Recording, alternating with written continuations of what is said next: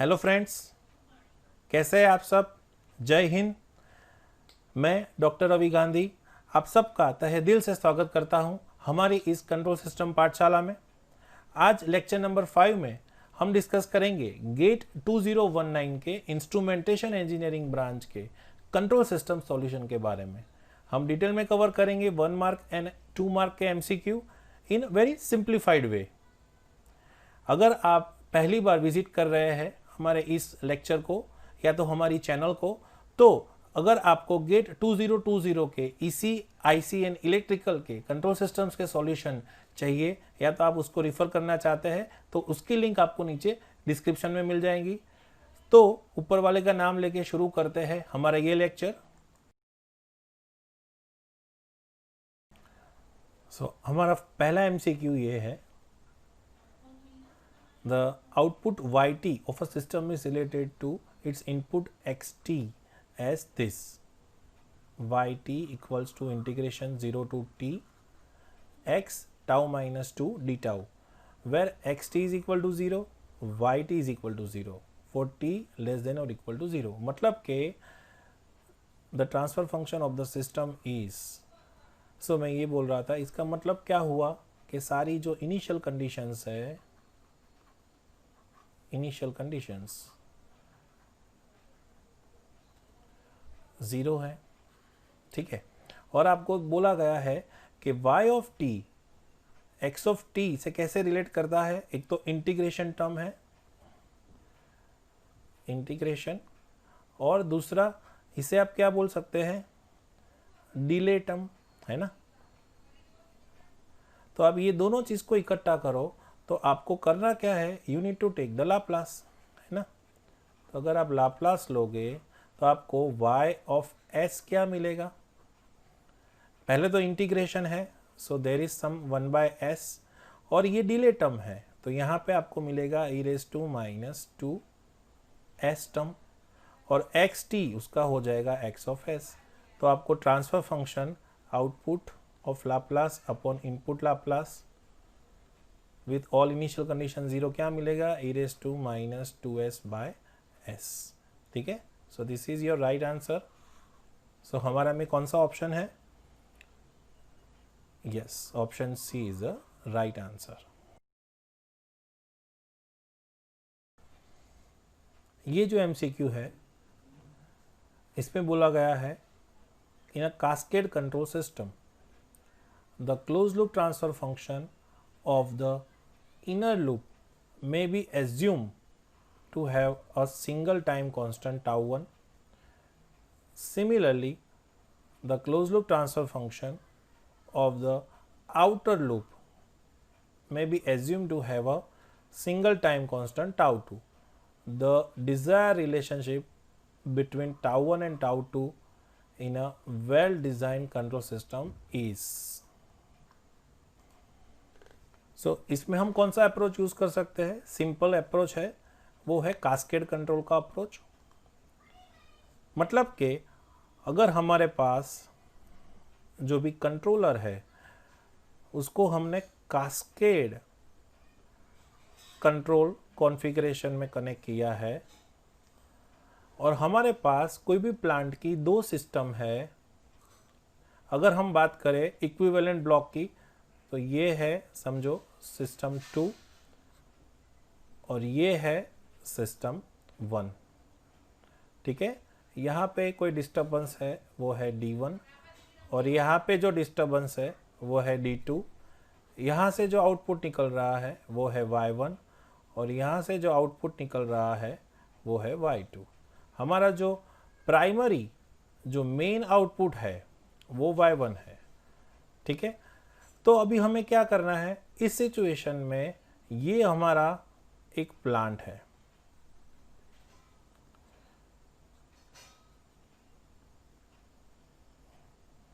ठीक है, ये हमारा मेन प्लांट है, और ये जो है Y1 ये हमारा मेन कंट्रोल्ड आउटपुट है जिसको हमें कंट्रोल करना है via measuring this Y2 and Y1, ठीक है। तो अब हम क्या करेंगे, इसको कंट्रोल करने के लिए हमारे पास क्या होना चाहिए, कोई कंट्रोलर 2, ठीक है। कैसे, सो ये क्या करेगा, यहाँ से इसका फीडबैक लेगा, यहाँ पे हमारे पास होगा फीडबैक पाथ। अब क्या होना चाहिए, ये भी तो जाएगा फीडबैक में, सो वाया फीडबैक ये कहाँ जाएगा, सो ये जाना चाहिए यहाँ पे, दिस इज GC1, और यहाँ पे आएगा हमारा सेट पॉइंट R1, और ये फीडबैक में ऐसे गया। ये मैंने आपको बहुत ही सुपरफिशियल वे में बताया है, ठीक है। अगर आपको इन डेप्थ में जानना है तो नीचे मुझे कमेंट सेक्शन में बताएं, तो मैं कास्केड कंट्रोल के ऊपर एक सेपरेट वीडियो बनाऊंगा जिसमें हम एक इंडस्ट्रियल प्रोसेस को लेंगे और उसको कास्केड कंट्रोलर से कैसे कंट्रोल किया जाता है वो इन डेप्थ में देखेंगे। सो आप देखो, अब मैं पेन का कलर चेंज कर लेता हूँ ताकि आपको कन्वीनियंट रहे। सो ये जो छोटी सी लूप बनी, इसे बोला जाता है इनर लूप या तो फिर सेकेंडरी लूप, और ये जो बड़ी लूप बनी बाहर की, ये इसको बोला जाता है आउटर लूप। क्लियर। सो हमारे पास दो लूप बन गई, inner loop and outer loop. अभी as per the process control, ठीक है, what is the concept, concept ये है, व्हाट इज द कॉन्सेप्ट, तो कॉन्सेप्ट ये है, इनर लूप जो होगी दैट मस्ट बी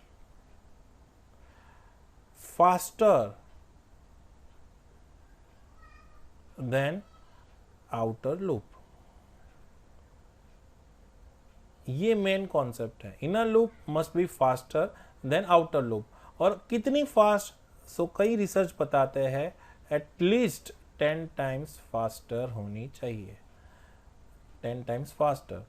अब समझो कि इनर लूप है, उसका टाइम कांस्टेंट क्या बोला गया है, τ1, तो इसका टाइम कांस्टेंट है τ1, और जो आउटर लूप है उसका टाइम कांस्टेंट है τ2।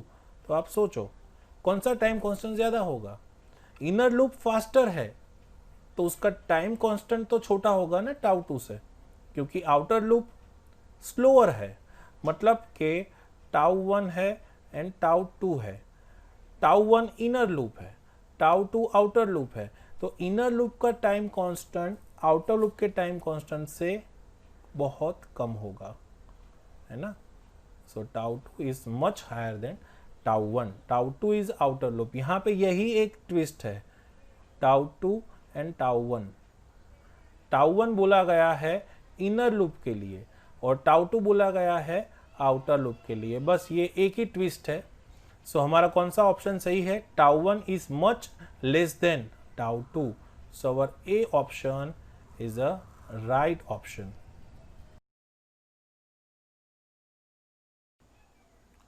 इस MCQ में हमारा प्रॉब्लम स्टेटमेंट है, द लूप गेन फंक्शन, मतलब कि loop transfer function of a control system with unity feedback is given, ठीक है, मतलब कि this is equivalent to g of s h of s, g of s into h of s। Loop transfer function देके रखा है, third order system है, 3 पोल दिए हैं, k upon s+1 s+2 s+3 where k is greater than 0, okay। If the gain crossover frequency of the loop gain function is less than its phase crossover frequency, the closed loop system is unstable, marginal stable, conditional stable के stable। क्या बोला गया है, its gain crossover frequency is less than its phase crossover frequency।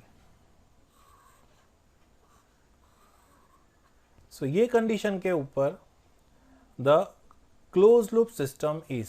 अब देखो आपको ये system दिया गया है, आप इसको थोड़ा एक्सटेंड करो तो आपको स्टेबिलिटी क्राइटेरिया से भी तो पता चलेगा कि सिस्टम की स्टेबिलिटी क्या है, बट डायरेक्टली आपको ये 1 मार्क में पूछा गया है और ये कंडीशन देके ही रखी है कि omega GC is less than omega PC. Omega GC is less than omega PC, तो उसका इंटरप्रिटेशन क्या होगा? अगर आपको नहीं पता है तो एज अ कॉन्सेप्ट आप याद रखें, for a stability, for absolute stability या तो फिर relative stability, omega GC should be less than omega PC. अगर ये कंडीशन है तो system is stable. If omega GC is greater than omega pc, your system is unstable. And if your omega gc equals to omega pc, then it is some marginal stable या तो conditional stable. So in our case this is the scenario, hence system is stable. So D is the right option. और आप अगर ज़्यादा find करोगे इसका phase margin तो वो आपको मिलेगा प्लस इनफाइनाइट डिग्री, और अगर आप गेन मार्जिन फाइंड करोगे तो वो आपको मिलेगा प्लस 60 dB। सो इसके ऊपर से भी तो आप बता सकते हैं कि both are positive, that means system is stable. So इस MCQ में प्रॉब्लम स्टेटमेंट क्या है?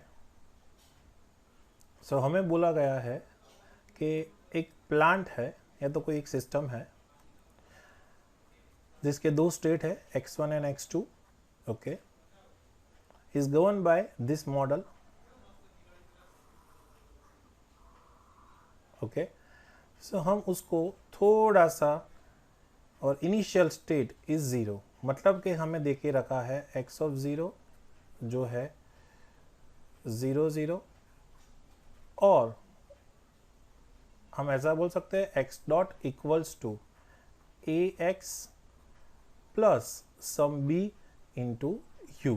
अब आप देखो ये दोनों स्टेटिक इनपुट है 20 एंड 10, जो t ग्रेटर देन और इक्वल टू 0 से उसके ऊपर कंटिन्यूअस रहेंगे, क्योंकि इनिशियल स्टेट बोला गया है 0 0, मतलब इनिशियली वो अप्लाई नहीं होते। तो ये इनपुट कब अप्लाई होते हैं? t ग्रेटर देन और इक्वल टू 0 के ऊपर। तो हम इसको मल्टीप्लाई बाय 1 बोल सकते हैं।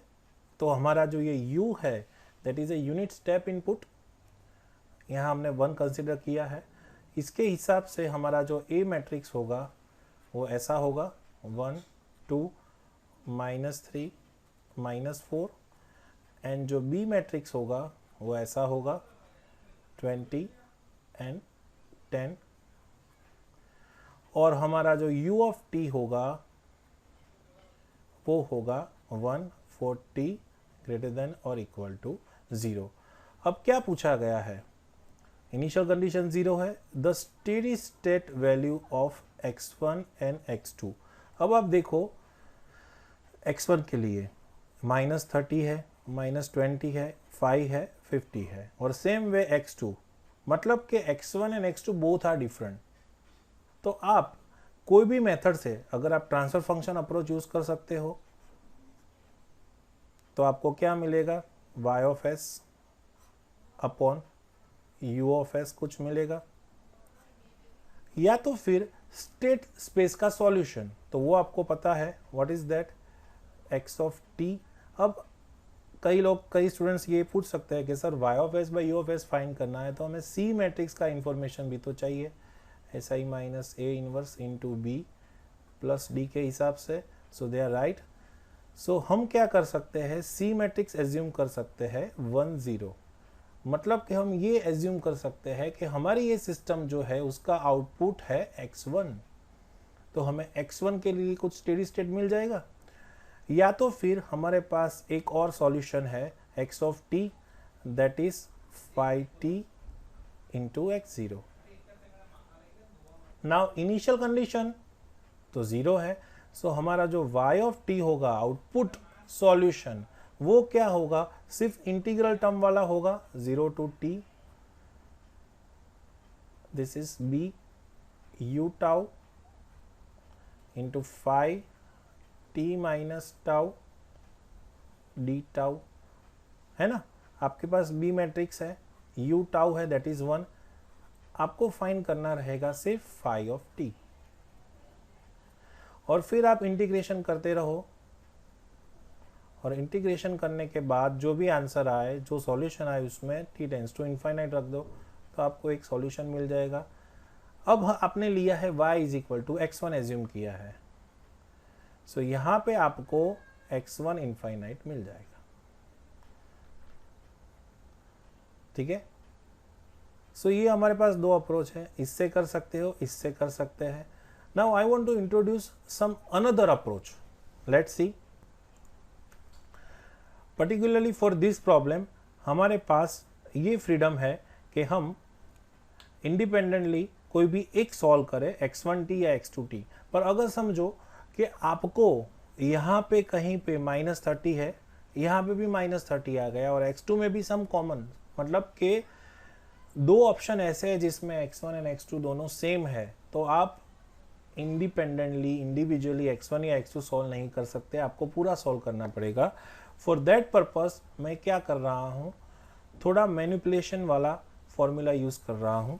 तो हम क्या कर सकते हैं, हमारे पास इसके ऊपर से x1 डॉट क्या मिलेगा, दैट इज x1, मैं x1 ऑफ t की जगह x1 लिख रहा हूँ, बराबर। x1 plus 2 x2 plus 20 into ut। अब मैं इसका लाप्लास लूँ तो ये मुझे क्या मिलेगा, s x1, यहाँ पे ये x1 ऑफ s हो जाएगा, x1 ऑफ s, ये क्या होगा 2 x2 ऑफ s, और ये क्या होगा 20 बाय s। तो अगर मैं इसको थोड़ा सा एलोब्रेट करूँ और सिंप्लीफाई करूँ तो मुझे ये एक इक्वेशन मिल जाएगा। ये इक्वेशन ऐसा है, मुझे x1s मिल जाएगा, x1s equal to 2s x2s plus 20 upon s minus 1। ठीक है, सो हमें x1s मिल गया as a function of x2s। अब वापिस हमारे पास x2 डॉट का डायनेमिक्स है, so what is x2 dot, x2 dot that is -3 x1 minus 4 x2 plus 10 u of t। सो अगर हम इसका लाप्लास ले तो हमें ये क्या मिलेगा, s x2 of s equals to -3 x1s minus 4 x2s plus 10 upon u of t, हमें मिलेगा 1 अपॉन s। ठीक है, सो इस तरह से हमें x2s का फॉर्मूला मिल गया। अब हम क्या करेंगे, ये जो x1s की वैल्यू है वो हम यहाँ पे रख देंगे और फिर हम इसे सॉल्व करेंगे।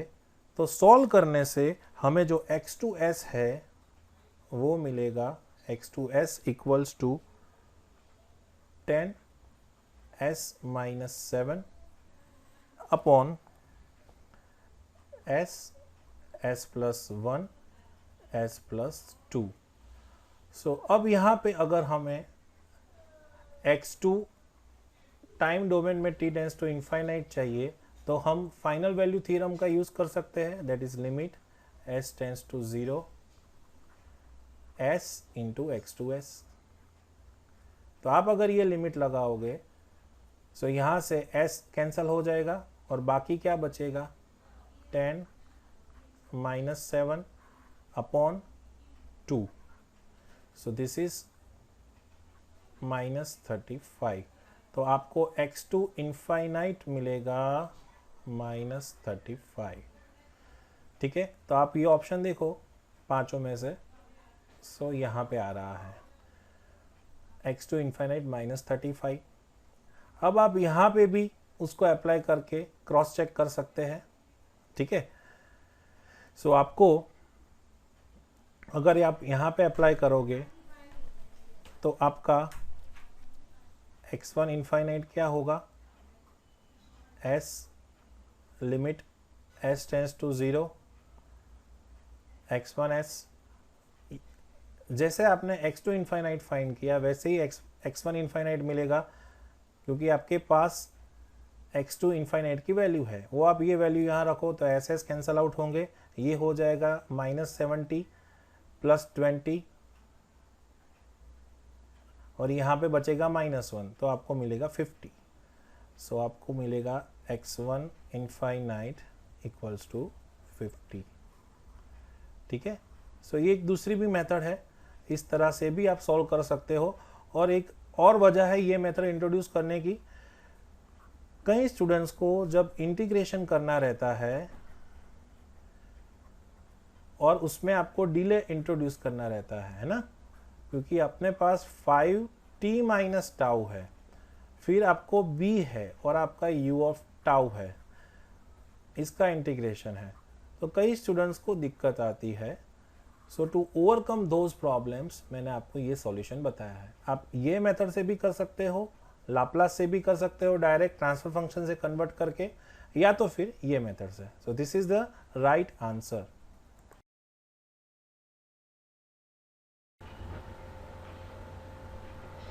नेक्स्ट MCQ है ये। So what is the problem statement? In a control system with unity gain feedback, the plant has the transfer function P of S. ठीक है, assuming that a controller of the form C of S K upon S plus P is used, okay, where K is positive constant, the value of P for which the root locus of the closed loop system passes through this point. Okay, मतलब कि हमारे पास चीज क्या देके रखी है, this is R of t, ऐसा कोई सिस्टम का स्ट्रक्चर है। यहाँ पे हमारे पास कंपेंसेटर है C ऑफ S, यहाँ पे हमारा सिस्टम या तो प्लांट है P ऑफ S, और this is a unity feedback, ये हमें अब मिल रहा है let's say phi of S। ठीक है, सो इस तरह का स्ट्रक्चर है। So this is a plant, this is some compensator और कंट्रोलर। C ऑफ S क्या है? K over S plus P, and P of S क्या है? That is simple pole at origin system. Okay, अब हमें close loop पोल देके रखा है -3 प्लस और -3√3j, तो हमें फाइंड करना है where K is positive constant, value of P। ठीक है, तो P की ऐसी वैल्यू जहां पे ये रूट लोकस का क्लोज लूप पोल का लोकेशन ये हो। ठीक है, तो सबसे पहले हमें लूप ट्रांसफर फंक्शन फाइंड करना पड़ेगा। So that is G of S into H of S। हमारे केस में G ऑफ S क्या है? C of S into P of S, and unity feedback है तो ये तो 1 है हमारे पास। So C of S that is K upon S plus P, and what is P of S? That is 3 by S, so this is 3K by S, S plus P। This is our G of S, H of S। अब हमें क्या बोला गया है कि root locus जो है हमारा, रूट लोकस ये क्लोज लूप सिस्टम जब बनती है तो उसके -3 प्लस और -3√3j में से पास हो रहा है। अब हमारे पास ऑलरेडी 2 कंडीशन है, एक जो है वो है मैग्नीट्यूड कंडीशन और दूसरी है दैट इज अ फेज या तो फिर एंगल कंडीशन। मैग्नीट्यूड कंडीशन क्या बोलती है कि अगर कोई भी पोल रूट लोकस में से पास हो रहा है तो उसका जो सिस्टम मैग्नीट्यूड होगा at that pole that will be 1 at particular that pole. और फेज कंडीशन क्या कहती है कि अगर वो pole close loop pole root locus में से पास हो रहा है सो उसका जो फेज एंगल होगा दैट इज इक्विवेलेंट टू -180। ठीक है, मतलब कि 180 का ऑड मल्टीपल होगा, ऑड मल्टीपल। तो हमें P फाइंड करना है। ये जो P है वो पोल के साथ एडिशन में है। ठीक है, सो हम यूज करेंगे angle condition. So as per phase criteria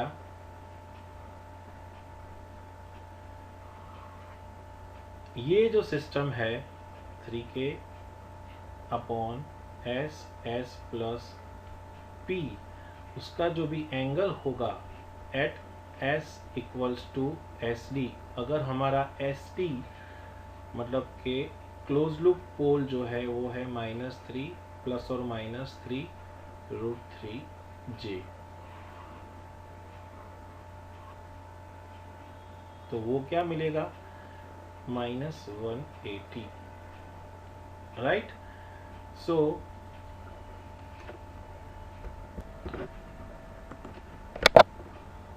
इसका अगर हम एंगल फाइंड करें तो हमें एंगल क्या मिलेगा, G of S H of S का 3k जो है वो तो कांस्टेंट है, तो वो कोई कोई फेज एंगल कंट्रीब्यूट नहीं करेगा। सो पोल एट ओरिजिन का एंगल होगा -90 और s प्लस पी उसका क्या एंगल होगा -tan inverse omega by p, let's say equals to -180। अब हमारे पास और कोई इंफॉर्मेशन है, yes we can find, so हम यूज करेंगे angle criteria. So using that angle criteria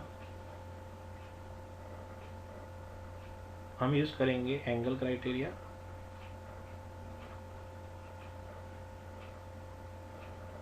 so angle criteria में हम क्या करेंगे, एंगल फाइंड करेंगे G J omega H J omega का at S equals to S D. So ये angle क्या मिलेगा हमें,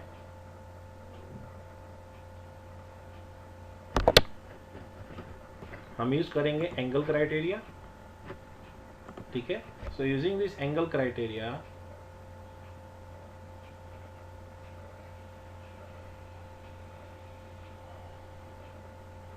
हमें जो एंगल मिलेगा phase angle at S D, वो सिस्टम का ट्रांसफर फंक्शन क्या रिप्रेजेंट, ओके। सो ये s is equal to S D जो है हमारा, वो हम रख देंगे ये सिस्टम में। सो हमारा सिस्टम चेंज हो जाएगा, सिस्टम का ट्रांसफर फंक्शन जो है वो चेंज हो जाएगा। सो हमारा जी एस डी क्या होगा, दैट इज 3k अपॉन, ये s की जगह आ जाएगा -3, लेट से प्लस वाला हम को ले लेते हैं क्लोज लूप 3√3j, और नीचे क्या है s प्लस p। सो ये हमारा हो जाएगा p -3 प्लस 3√3j, राइट। अब इसका अगर हम एंगल फाइंड करेंगे, सो हमें पता है because of this pole is on a root locus, वो हमें कंट्रीब्यूट करेगा -180। सो अब एंगल क्या आएगा इसका, -tan inverse b by a के हिसाब से, दिस इज 3√3 डिवाइडेड बाय -3, और ये क्या होगा tan inverse, this is b by a के हिसाब से 3√3 divided by p -3 equals to -180। तो अब हम इस लेफ्ट साइड में बाकी का कैलकुलेशन करेंगे।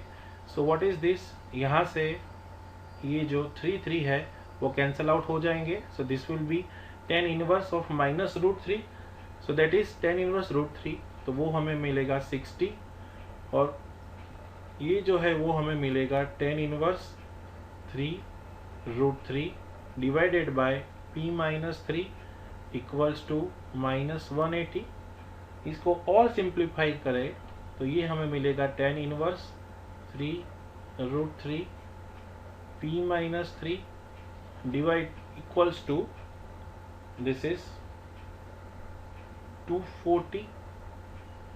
अगर ये हम tan इस तरफ ले जाए तो ये होगा 3√3, this is p -3 So this is equals to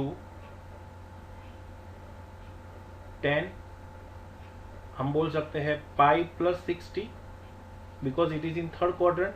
सो ये है वो हमें पॉजिटिव मिलेगा. सो हम इसको आगे सॉल्व करेंगे. What is 1060? So 1060 is √3. So 3 √3 upon p minus 3 equals to √3. So यहाँ पे √3 कैंसल आउट. सो फाइनली हमें जो p मिलेगा वो मिलेगा 6. So p equals to 6 is the right answer. Thank you. So ये MCQ का प्रॉब्लम स्टेटमेंट देखते हैं. Forward part transfer function is L of S. Okay. This is figure A and this is figure B. फिर क्या बोला है? Asymptotic Bode plot shown in figure B. So this is asymptotic Bode plot. Okay. If the disturbance d of t is given by 0.1 sin omega t. Okay. So यहाँ पे जो disturbance है that is a sinusoidal disturbance and continuous sinusoidal disturbance. Okay. जिसका frequency है 5 radian पर second और जिसका magnitude है 0.1 मतलब लो मैग्नीट्यूड साइनसोइडल डिस्टर्बेंस दिया है. सो अपने को क्या बताना है? The steady state amplitude of the y of t. ठीक है. अब देखो this is special kind of servo system जिसका सेट पॉइंट 0 है. Okay. Set point is 0. Input है डिस्टर्बेंस और हमें फाइंड करना है स्टेडी स्टेट आउटपुट डिस्टर्बेंस. ये बहुत ही अच्छा MCQ है, बहुत ही अच्छा क्वेश्चन है 2 मार्क का. ये डिस्कस करें उससे पहले एक चीज़ देखते हैं कि ये सर्वो सिस्टम होती क्या है. जैसे कि मैं बात करूँ, let's say this is a pendulum system. ये एक पेंडुलम है. ठीक है. सो उसका अगर ये एक्सिस के हिसाब से अगर ये है theta, so at a rest position at t is equal to 0 अगर कोई इनपुट नहीं है तो उसका थीटा इज इक्वल टू 0 होगा जो उसका इक्विलिब्रियम पॉइंट होगा. मतलब कि अगर हमें डिस्टर्बेंस आ रहा है, अगर समझो कि ये पेंडुलम के ऊपर बाहर से कोई डिस्टर्बेंस आ रहा है, मतलब कि पहले हवा इस तरफ से आ रही है फिर इस तरफ से इस तरफ से इस तरफ से, सो इसका डिस्टर्बेंस भी साइनसोइडल होगा कंटिन्यूअस बट बहुत ही लो मैग्नीट्यूड होगा. ठीक है. सो ये क्या होगा? ये ऑसिलेट करेगा with respect to this vertical axis. अब हमारा आइडियल सिचुएशन क्या होगा? कि आइडियल सिचुएशन ये होगा कि अगर उसका थीटा जो है वर्टिकल एक्सिस के साथ वो 0 हो जाए, सो हमारे लिए बेस्ट सिचुएशन होगा. बट बिकॉज ऑफ डिस्टर्बेंस ये क्या होगा? Theta in place of 0 we will get some oscillations, some minor magnitude, है ना. So this kind of systems are servo systems where because of disturbance we are getting some output. So ये वही type का system है. because of disturbance we are getting some output. तो अब हम क्या करेंगे? r इज इक्वल टू 0 लेंगे तो सिस्टम को ये फॉर्म में भी तो रिप्रेजेंट किया जा सकता है कि ये है सिस्टम का input. What is input? d of t और ये है सिस्टम का आउटपुट y ऑफ t. तो अब फॉरवर्ड पाथ में क्या आएगा? देखो ये फीडबैक ये तो 0 हो गया. ठीक है. मतलब ये डायरेक्टली यहाँ से यहाँ कनेक्टेड होगा विद द माइनस साइन. सो ये आपका इनपुट हो गया. तो d और y के बीच में कुछ नहीं है, मतलब there is nothing in a forward path. But in a feedback path क्या हो गया? ये जो लूप था L of S loop transfer function वो आ गया. ठीक है. सो अब इसका आप ट्रांसफर फंक्शन फाइंड करो, that is y of s upon d of s. तो वो आपको क्या मिलेगा? 1 upon 1 plus L of s, क्योंकि हम हमारा जो g है यहाँ पे वो तो 1 है और ये जो L ऑफ s है वो हमारा h हो गया. तो ये g अपॉन 1 प्लस जी एच के हिसाब से ये सेट हो गया. अब कई स्टूडेंट इसको ऐसे अप्लाई करेंगे कि इसके ऊपर से they will try to find Y of S और ये डी ऑफ एस सामने ले जाएंगे। So 1/1 plus L of S into D of S, है ना। अब देखो आपके पास डी ऑफ टी है, D of T that is 0.1 sine 5t, तो इसके ऊपर से you can find D of S. तो कई स्टूडेंट क्या करेंगे, डी ऑफ एस फाइंड करेंगे और ये जो है आपको एसिम्प्टोटिक बॉडी प्लॉट वो किसका दिया है, एल ऑफ एस का, तो इसके ऊपर से वो ट्राई करेंगे एल ऑफ एस फाइंड करने का, है ना, और फिर at T tends to infinite उसको सॉल्व करने की कोशिश करेंगे। बट क्या do you think there is some another approach, simplified approach? Yes, why? Because जब भी 1 plus L of S disturbance के टर्म में होता है, मतलब कि this is what, this is a loop transfer function. So in most of the cases loop transfer function जो होता है वो ऑलवेज उसका मैग्नीट्यूड बहुत ही हाई रहता है ना, क्योंकि हमें पता है कि कोई भी ओपन लूप सिस्टम है तो उसका ideal open loop magnitude infinite तक होता है। तो ये लूप ट्रांसफर फंक्शन है, उसका मैग्नीट्यूड अगर if we assume it is far higher than 1, then what we will get here, y of s is somehow approximated by 1/L of s into d of s, right? So इस तरह से हम approximate कर सकते हैं। अब आप देखो कि क्वेश्चन में पूछा क्या गया है, द स्टेडी स्टेट एम्पलीट्यूड, मतलब कि हमें सिर्फ मैग्नीट्यूड से कंसर्न रखना है, स्टेडी स्टेट मैग्नीट्यूड, और हमारे पास y ऑफ s है। तो हम क्या कर सकते हैं, अगर यहाँ पे हम फाइनल वैल्यू थियरम यूज़ करें या तो कुछ मैनिपुलेशन यूज़ करें जिससे हमें y इनफाइनाइट मिल जाए, तो हमारा प्रॉब्लम सॉल्व हो जाएगा, क्योंकि हमारे पास d ऑफ s तो पता ही है।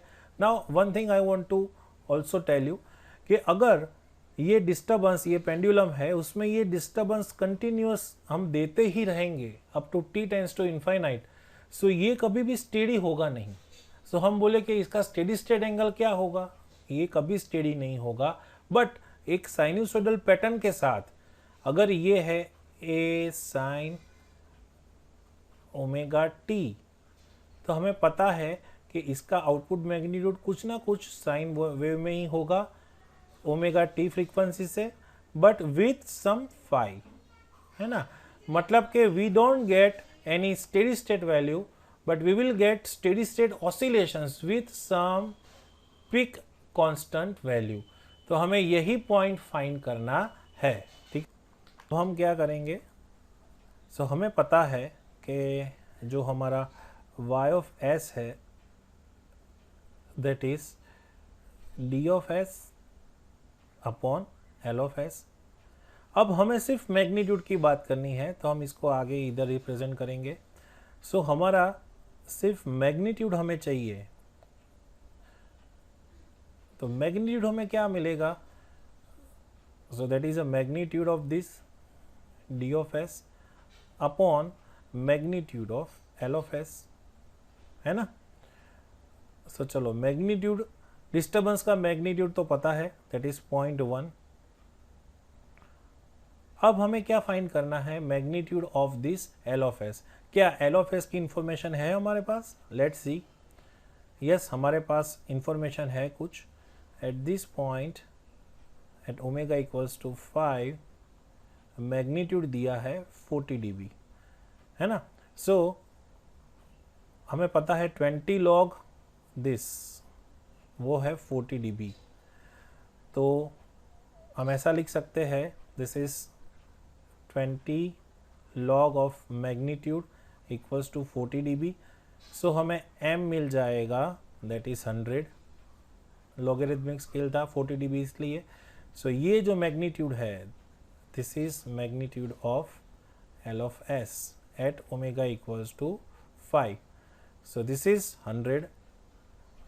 सो हम सिर्फ मैग्नीट्यूड की बात करें, सो हमें इसका मैग्नीट्यूड जो मिलेगा एट ओमेगा इक्वल्स टू 5, वो मिलेगा 0.1 by 100, that is 1 into 10 raised to minus 3. So this is the A. 1 into 10 raised to minus 3 is the right answer. So ये MCQ में हमें PID कंट्रोलर दिया गया है और क्या बोला गया है, reference input is T square, T is equal to 0 के टाइम पे दिया गया है, मतलब कि T is equal to 0 minus जो भी इनिशियल कंडीशंस है वो 0 है। पीआईडी कंट्रोलर का ये फॉर्मूला दिया गया है, मतलब कि ये series type of PID controller है और प्लांट ट्रांसफर फंक्शन है 3/s जो हमने प्रीवियसली यूज किया था, और पीआईडी के पैरामीटर्स दिखे रखे हैं, मतलब कि केपी, केआई और केडी। तो हमें क्या फाइंड करना है, the steady state value of E.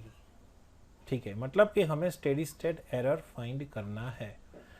So steady state error find करने के लिए the best formula, the generalize formula is S R of S 1 plus G of S into H of S, मतलब के 1 plus loop transfer function. So this is a generalize formula. ये generalize formula आप तब use करोगे जब आपको non standard reference input दिए हैं, मतलब कि स्टेप, रैंप या फिर पैराबोला नहीं है, आपके पास कोई नॉन स्टैंडर्ड इनपुट है और टाइप 0, 1, 2 नहीं है, मतलब type 3 system, type 4 system, higher order system है। उस टाइम पे आप यूज करोगे तो आपको डायरेक्ट आंसर मिलेगा। बट अगर आपके पास कुछ स्टैंडर्ड इनपुट या तो फिर स्टैंडर्ड ट्रांसफर फंक्शन है, तो हमारे पास डायरेक्ट फॉर्मूला है कि हमारा अगर इनपुट है, सॉरी पैराबोलिक इनपुट है ना, so it is like A T square by 2 input है। सो यहाँ पे हमारा ए क्या है, ए इक्वल्स टू 2, क्योंकि हमें सिर्फ टी स्क्वायर दिया है।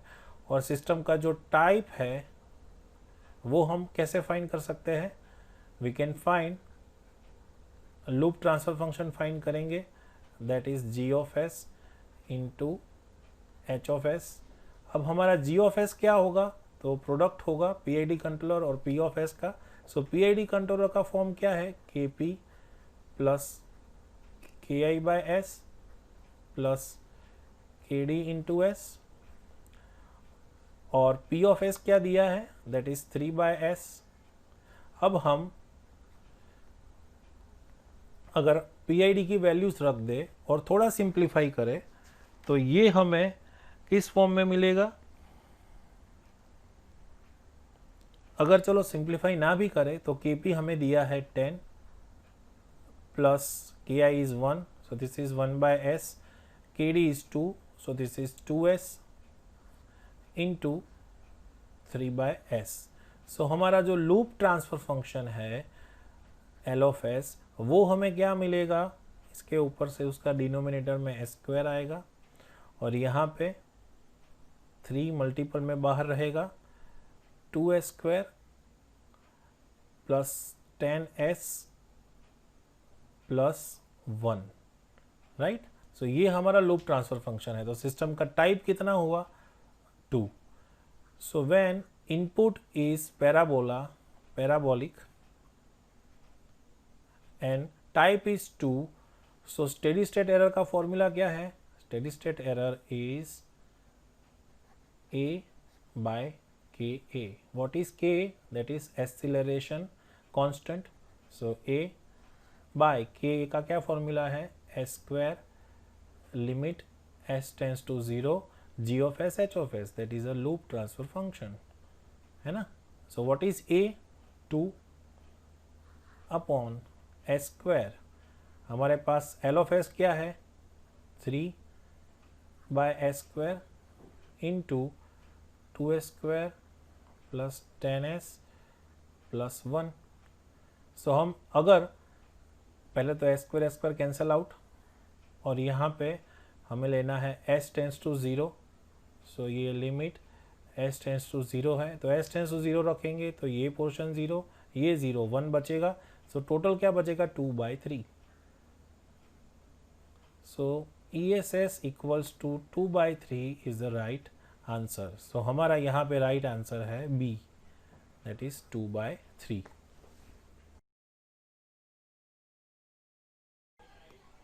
सो हमारा ये MCQ सेकेंड लास्ट MCQ है। सो क्या बोला गया है, x of t is input, okay, y of t is output, and the system is given by this. So it is a simple first order system. A unit step input is applied at t is equal to 0, मतलब t is equal to 0 minus में कोई input applied नहीं है। Assuming that y0 is equal to 3, मतलब कि initially वो in place of 0 3 unit के value के ऊपर स्टेडी है at t is equal to 0 minus. So हम बोल सकते हैं कि y of 0 that is 3, now input is unit step, तो हम बोलेंगे r of t it is 1 for t greater than equal to 0। इतनी इंफॉर्मेशन है हमारे पास और हमें फाइंड क्या करना है, फाइंड करना है y of 1, ठीक है। सो अगर ये सिस्टम बहुत ही सिंप्लीफाइड वे में दिया गया है, फर्स्ट ऑर्डर है, तो हम y of s equals to ये लिख सकते हैं r of s into s plus 3। अगर इसको हम सामने ले ले और उसको डिफरेंशियल इक्वेशन में कन्वर्ट करें तो ये क्या हो जाएगा, dy/dt plus 3y of t equals to this is u of t is equal to 1, right. So ये हो गया हमारा डिफरेंशियल इक्वेशन। अब आप रिकॉल करो, आप इसको फर्स्ट ऑर्डर डिफरेंशियल इक्वेशन के फॉर्म में इस तरह लिख सकते थे, dy/dt plus py is equal to q, है ना। सो अगर आप ये इक्वेशन को इस फॉर्म में लिखोगे तो इसका जो भी सॉल्यूशन होगा वो आपको कैसे मिलेगा, वो आपको मिलेगा using integration factor formula, using integration factor. तो आपका इंटीग्रेशन फैक्टर क्या होगा, that is e raise to integration p dt। So e raise to integration, अब p क्या है, आप ये दो इक्वेशन को कंपेयर करोगे तो आपको p मिलेगा 3 और जो q है वो मिलेगा 1, राइट। सो आपके पास p एंड q अवेलेबल है, तो आपका ये क्या हो गया, दिस इज 3dt, मतलब कि आपका जो इंटीग्रेशन फैक्टर है वो आपको मिल गया e रेज टू 3t। अब आपके पास ऑलरेडी इनिशियल कंडीशन है, मतलब कि c that is equals to y0 that is equals to 3, आपके पास इनिशियल कंडीशन अवेलेबल है। तो आप इसका सॉल्यूशन कैसे फाइंड करोगे, so the solution is y into integration factor equals to integration 0 to t q into integration factor dt plus c, right.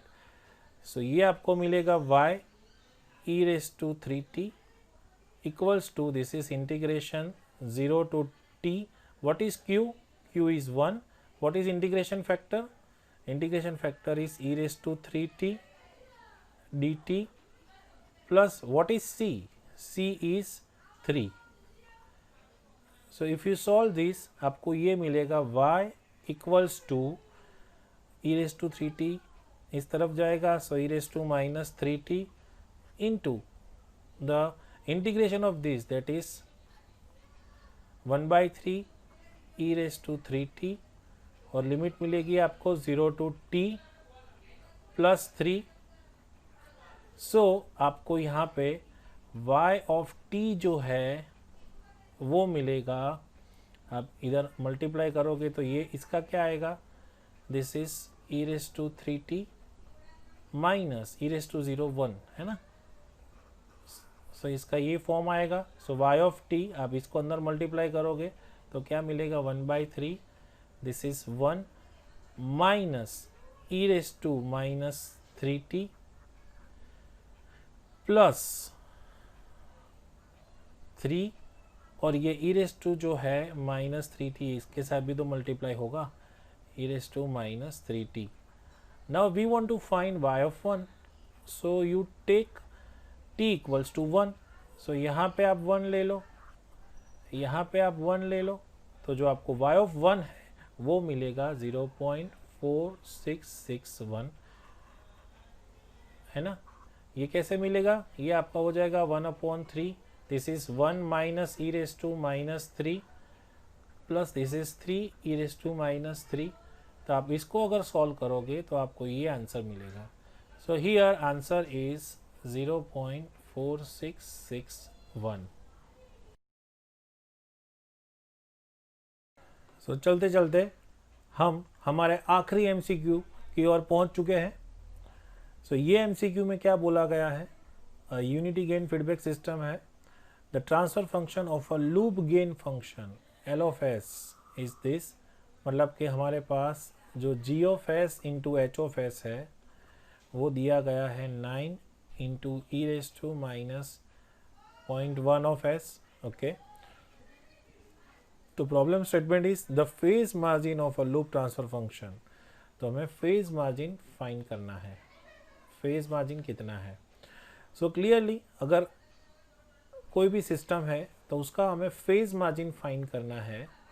So phase margin का standard formula है 180 plus angle at gain cross over frequency. ठीक है, what is gain cross over frequency. The gain cross over frequency, it is a frequency at which the system magnitude is 1. so अगर हम ये L of S की बात करें, so हमारा L of S मतलब के L of S को हम अगर S equals to J omega GC रख दे तो हमारा ये हो जाएगा L of J omega GC equals to 9 e raised to -0.1 omega GC into J. अब इसका अगर मैग्नीट्यूड हम फाइंड करेंगे तो वो मैग्नीट्यूड 1 होगा, है ना.